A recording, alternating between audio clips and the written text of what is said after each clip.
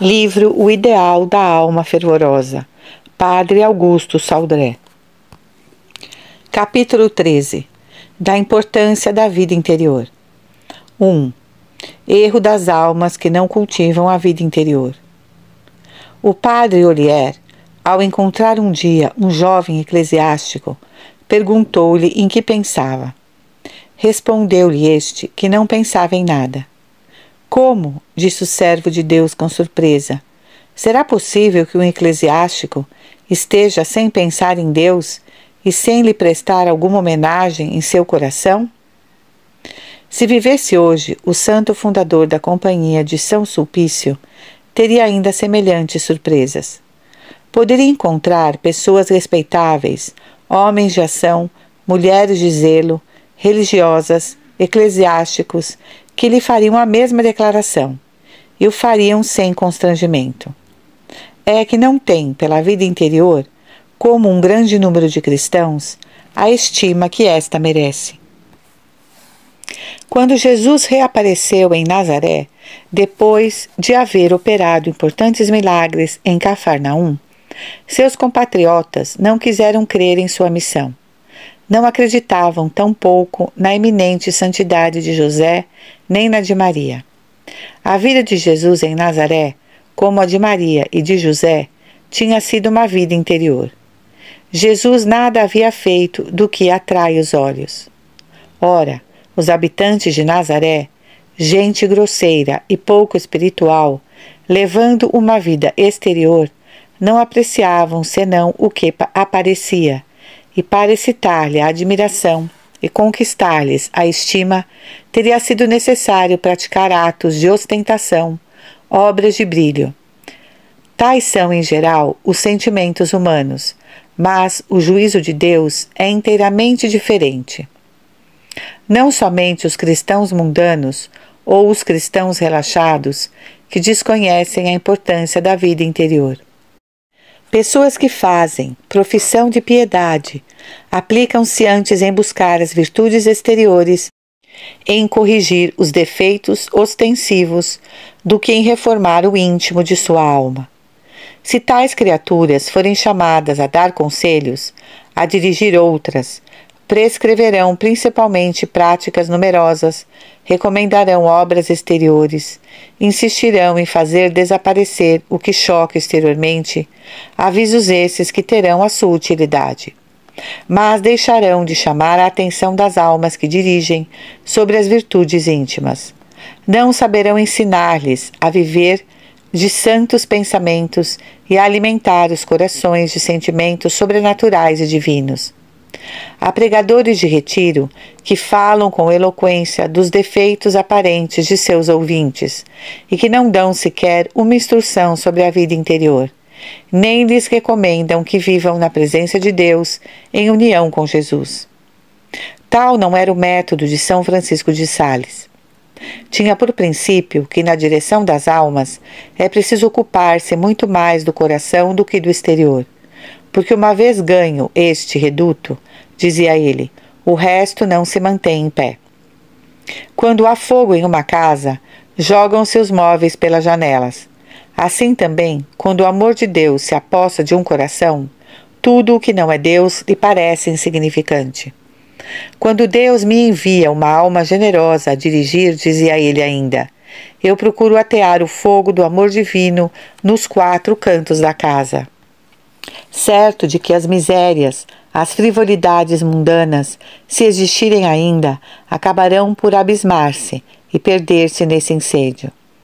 Não será realmente mais prático, a quem quer destruir uma floresta, pôr-lhe o fogo, do que arrancar as árvores uma a uma? Assim também a floresta de nossos defeitos será destruída mais depressa se por uma vida interior bem dirigida chegarmos a um amor ardente e generoso, em vez de os atacarmos penosamente um depois do outro. A vida é uma alternativa constante de reflexos e de ações, mas estes dependem daqueles. Toda a conduta do homem está sujeita ao curso habitual de seus pensamentos e de seus sentimentos. É, pois, sobre esses 2 pontos que ele deverá, em primeiro lugar, exercer a vigilância. Ajuntemos pensamentos e sentimentos, porque se encadeiam. Nosso coração está onde está o nosso tesouro. Nossos pensamentos acompanham o objeto do nosso amor. O amor dirige, por conseguinte, os pensamentos. Em compensação, os pensamentos ativam e aumentam o amor, que, por sua vez, inspira as palavras e os atos. Sacamos, portanto, tudo do nosso interior, e quanto vale esse interior, tanto vale o que dele podemos tirar. O homem bom tem no fundo de seu coração um tesouro de amor, de onde só escapam atos de virtude. O mal traz em si um reservatório de vícios, de onde saem naturalmente coisas más. São Mateus 12:35. Quanto mais perfeitos os sentimentos íntimos, tanto mais meritórios os atos que deles emanam. Feliz, pois, daquele que vela sobre seus pensamentos e purifica seus sentimentos. Feliz do que vive a vida interior. A vida interior se desenvolve se for cultivada. As virtudes que unem a alma a Deus, fé, esperança e amor, crescem com os atos, perdendo ao contrário a sua força quando esses forem negligenciados. As mais fortes verdades, em geral, pouco impressionam os que não vivem da vida interior, porque seu espírito, absorvido por 1000 pensamentos inúteis, ocupado por 1000 ilusões frívolas, distraído por toda sorte de preocupações, está fechado às reflexões sérias e não sabe tirar proveito das mais santas doutrinas. A alma sem vida interior é forçosamente dissipada. É o caminho trilhado da parábola que atravessa a chusma dos transeuntes, isto é, todas as notícias, todas as futilidades. As aves aí esvoaçam à vontade, pois as imaginações mais vãs, passando pelo espírito, levam a boa semente que aí fora depositada. E em lugar dos pensamentos de fé e dos sentimentos sobrenaturais, as almas dissipadas ou simplesmente distraídas veem-lhes afluírem ideias baixas, aspirações naturais e muitas vezes viciosas, a vaidade, o amor próprio, o amor das comodidades, o apego aos bens deste mundo. Vós sois de baixo, dizia Jesus, e eu sou de cima. Vós viveis nas baixezas, e no terra a terra, e não como eu, nos pensamentos do céu, no amor dos bens eternos. Vós não desejais senão as alegrias da terra, os gozos vis. Aspirais a satisfazer o corpo, os sentidos. O fim da vossa vida são o bem-estar e os prazeres deste mundo. Sem dúvida, as almas piedosas não caem do mesmo modo que os judeus, a quem Jesus se dirigia. Resta-lhe sempre vida interior suficiente para conservar sentimentos sobrenaturais. Mas só uma vida interior, intensa, pode dominar as inclinações perversas e manter as santas disposições que tornam a alma semelhante a Deus. Sem esta vida interior constante, impossível é sequer guardar a pureza de intenção. Cuidai, dizia o Salvador, de não fazer vossas obras perante os homens, para serem vistos por eles. Purificai, pois, vossas intenções. Procurai não dar a vossos atos, senão intenções sobrenaturais e santas. Vossa ação vale o que vale vossa intenção. Quantas obras belas aos olhos dos homens são pouco meritórias aos olhos de Deus. A vaidade, principalmente, de que devemos sempre desconfiar, como Nolo recomenda nosso Senhor, é uma inutilizadora de méritos. É raro um cristão verdadeiramente piedoso agir unicamente para adquirir a estima ou a aprovação das criaturas, mas não é raro serem suas intenções menos puras, e ao desejo da glória de Deus se juntar uma segunda intenção de glória humana. Como escapariam a esses sentimentos que brotam tão espontaneamente no coração humano aqueles que vivem de uma vida toda exterior, que não procuram atentamente, a cada instante, reanimar a fé e aquecer o coração? Cederão com frequência, sem o perceber e sem se censurar. 2. Frutos obtidos pelos que se aplicam à vida interior.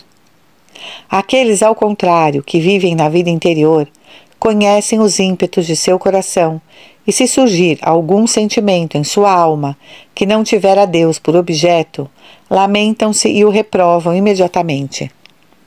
É porque Nosso Senhor recomendava com insistência a seus queridos apóstolos que permanecessem intimamente unidos a Ele.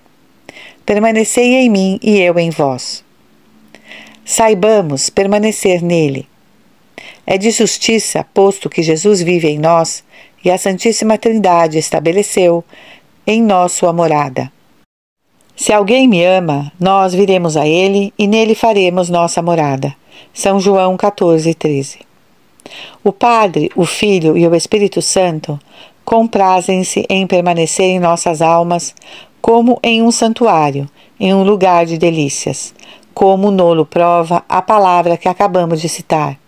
E quando vemos Nosso Senhor instituir a Eucaristia, a fim de se unir a nós, corpo a corpo, espírito a espírito, alma a alma, compreendemos melhor ainda esse amor forte que o atrai às suas pobres criaturas, induzindo-o a formar com elas essa união. Como qualificar, pois, aqueles que dão pouca atenção ao hóspede divino de sua alma? Jesus ali está por amor, e eles nem sequer se lembram disso. Que indiferença, que ingratidão! Permanecei em mim e eu em vós. Como o sarmento não pode por si mesmo produzir fruto, se não se mantiver unido à vinha, assim também vós não o podereis, se não permanecerdes em mim. Eu sou a vinha, vós sois os sarmentos. Aquele que permanece em mim, e em quem eu permaneço, produzirá muitos frutos. Porém, separados de mim, nada podeis fazer. São João 15. Sem dúvida, basta que a alma esteja unida a Jesus pela graça santificante para poder produzir frutos de vida. Mas quem ousaria negar que, quanto mais estreita é a união com Jesus, tanto mais se exerce sua influência e tanto mais eficaz é?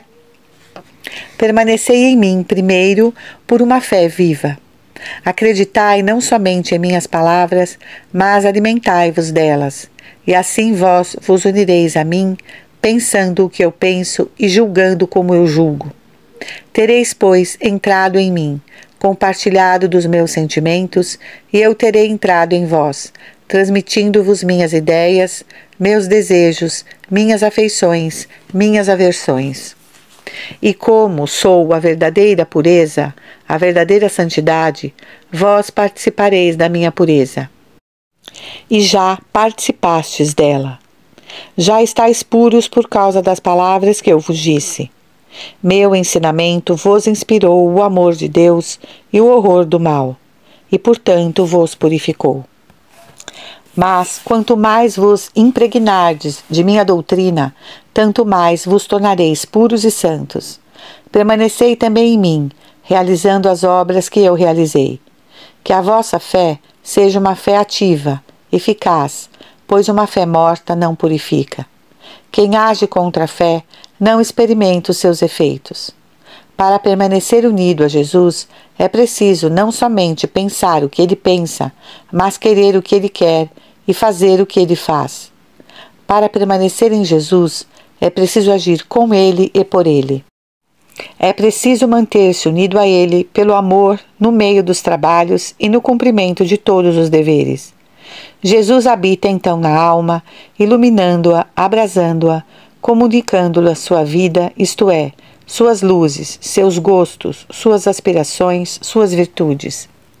Se permanecerdes em mim, e minhas palavras permanecerem em vós, tudo quanto quiserdes, vós o pedireis e vô-lo será concedido. Eis as duas condições que tornam um homem todo-poderoso aqui na terra. Viver na união com Deus e seguir em tudo as recomendações, os ensinamentos, as inspirações secretas de Jesus. Não é isso levar vida angélica? Nossos anjos da guarda não perdem de vista seu Senhor e seu Deus. e executam com fidelidade perfeita todas as suas vontades. Aqueles que não perdem a presença de Deus e são fiéis em fazer tudo o que nosso Senhor lhes ensina, tudo o que lhes pede, só têm santas aspirações. Já aniquilaram sua vontade puramente natural para não querer mais senão o que Deus quer. Eles expõem continuamente a Deus os desejos todos sobrenaturais que não o abandonam, ou, ao menos, se não os enunciam expressamente, sua atitude toda de submissão e de amor já vale por uma oração, e rezam mesmo quando não exprimem pedidos. Vendo-os tão amantes, o Senhor se compraz em satisfazer-lhes os desejos. Sua oração é, pois, contínua, inteiramente conforme a vontade divina. Como não há de ser atendida essa oração e sempre realizada a sua vontade? Oh, quão abundantes frutos produzem esses sinceros amigos de Deus, intimamente unidos a Ele pela vontade! Como glorificam a Deus! São, na verdade, os amigos de Jesus. É a glória de meu Pai, disse o Salvador, que produzais muitos frutos e que sejais meus discípulos. Sim, muitos frutos, isto é, muitos atos de virtude, e também muito bem exercido por meio de vós, seja em torno de vós, seja longe, e sem o vosso conhecimento. Ninguém suspeita do número e do valor dos atos sobrenaturais que os cristãos unidos a Deus praticam no íntimo de seu coração, e ninguém imagina o bem que eles fazem, as almas que salvam, a glória eterna que procuram a Deus. Alcançar essa vida de união, unir as obras exteriores ao exercício interior da presença de Deus, requer esforços. A Madre Maria do Divino Coração comparava a alma que no meio de seus trabalhos se mantém unida a Deus ao pianista que com uma das mãos toca o canto e com a outra faz o acompanhamento. O artista, só depois de longos esforços e penosos exercícios, consegue executar esse duplo movimento, mas então já não encontra a menor dificuldade. Dá-se o mesmo na vida espiritual. E tanto mais quanto a alma, que se exercitou com ardor e perseverança na prática da presença de Deus e da renúncia generosa, soube esvaziar o seu coração dos sentimentos naturais e das preocupações profanas. Então recebe poderosas graças que afirmam no amor e lhe permitem gozar de todas as vantagens da vida interior, sem se descuidar de nenhum dever da vida exterior.